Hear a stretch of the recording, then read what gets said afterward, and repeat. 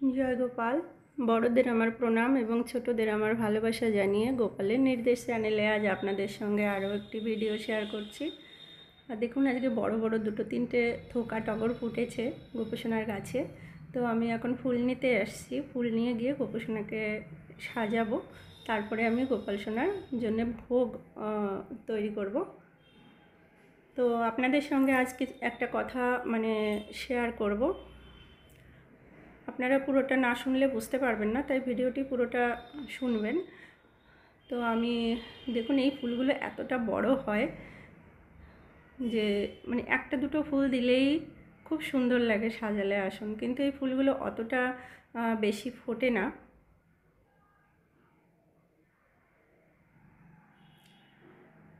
তো এবার আমি নিয়ে গোপুসোনাকে সাজিয়ে দেব ফুলগুলো দিয়ে।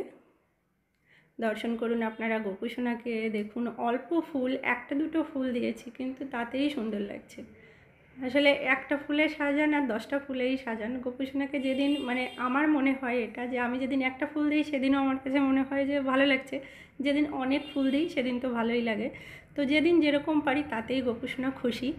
তো গোপুসোনাকে সাজিয়ে দিয়েছি। আর আপনাদের সঙ্গে একটা কথা শেয়ার করব আজ। আমি বলেছিলাম যে আমরা যেহেতু আগের 2 বছর শ্রাবণ মাসে একদম এক সিদ্ধ, যেটা বলে সিদ্ধ খায়, আলু কলা পেঁপে চাল দিয়ে, এগুলো ভেন্ডিটা খেতাম, আলু কলা পেঁপে ভেন্ডি আর মুগ ডাল সিদ্ধ, এই কটাই খেতাম আমরা। শ্রাবণ মাস এইভাবে 2 বছর পালন করেছি, সেটা আমরা গোপাল সোনার ইচ্ছাতেই পালন করেছি এইভাবে। তো এই বছর যেটা হয়েছে, আমরা শুরু করেছি, বাট গোপাল সোনা 2-3 দিন ধরেই দেখছি যে আমাকে বিভিন্ন ধরনের রান্না দেখাচ্ছে এবং পিঠা, যেগুলো তেল লাগবে তৈরি করতে, ঘি লাগবে, সেইটা দেখাচ্ছে, খেতে চাচ্ছে। এবার আজকে তো এরম তো কিছু জিনিস দেখছি, আমরা ভেবেছিলাম 2-1 দিন সময় নেব, যে কি হয় ব্যাপারটা আমরা বুঝি, যেহেতু আমাদের থাকতে বলেছিল। তো হয়তো এইবার গোপুসোনার ইচ্ছা না বলেই এটা থাকা হবে না।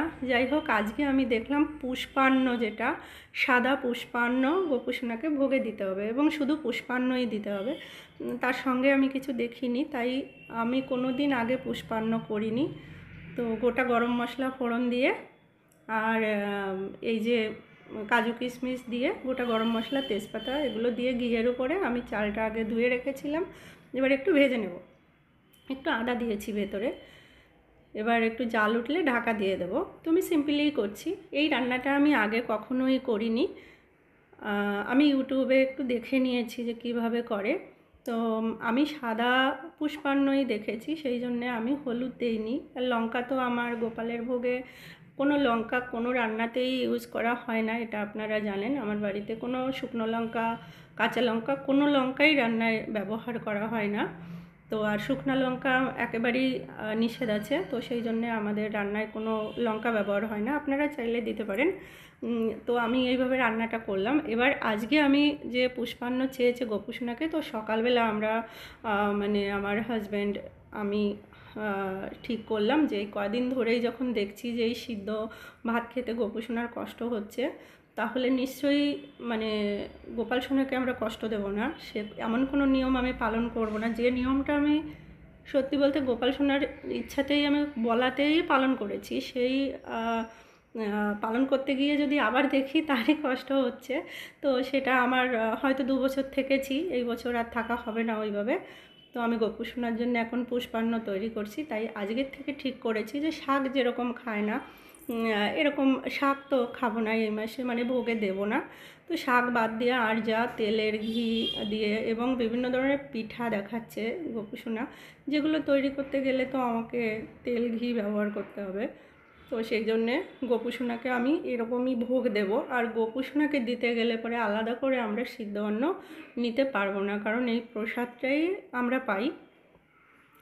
আর সত্যি বলতে গোপাল সোনার ভোগ ছাড়া আলাদা করে গোপালের বাড়িতে কোনো কিছু রান্না করা হয় না। যেটা গোপাল সোনার ভোগের জন্য টাইমে আমি তৈরি করতে পারি ততটুকুই রান্না করা হয়, তারপরে আর এক্সট্রা কিছু করা হয় না।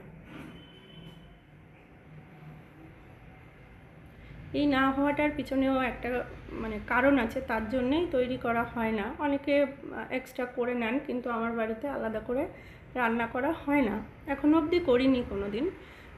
লাগেও নি করা। তো এবার আমার ভোগটা রেডি হয়ে গেছে। কেমন হয়েছে পুষ্পান্নটা সেটা আপনারাও বলবেন দেখে কেমন হয়েছে।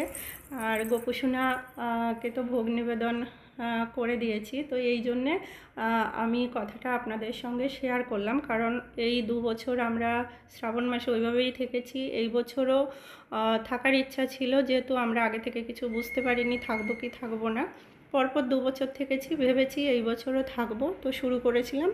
কিন্তু গোপাল সোনার ইচ্ছাতেই আবার গোপুসোনাকে আমি এই ভোগ দেওয়া শুরু করলাম। তো সেটাই আপনাদের সঙ্গে শেয়ার করলাম। আর এক মাতাজি বলেছিলেন যে গোপুসোনার রান্না দেখাতে, রান্না দেখতে খুব ভালো লাগে। তো সেই জন্যে আমি মাঝে মাঝে রান্নার ভিডিও দেব গোপুসোনার। আপনারা গোপুসোনাকে দর্শন করুন।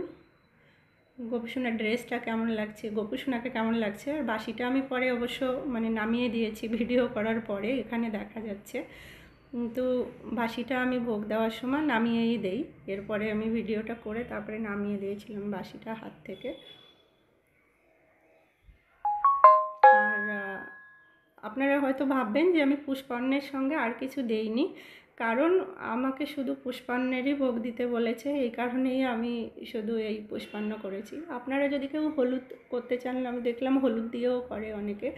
তো সত্যি বলতে খুবই ঝুড়ো ঝুড়ো হয়েছিল। আমি ভাবছিলাম একটু যে মানে আঠা আঠা হয়ে না যায়, রান্না তো করিনি এখনও, তো দেখলাম ভালো হয়েছে। তো আপনারা জানাবেন যে ভিডিওটি আপনাদের কেমন লাগলো এবং গোপুসোনাকে কেমন লাগছে আজকে, আর ভোগ সব কিছু দেখে আপনাদের কেমন লাগলো কমেন্টে অবশ্যই জানাবেন। আপনারা যে যেখানেই আছেন সবাই খুব ভালো থাকবেন, সুস্থ থাকবেন। আজ এই পর্যন্তই, কথা হবে পরবর্তী আরেকটি ভিডিওতে। নমস্কার।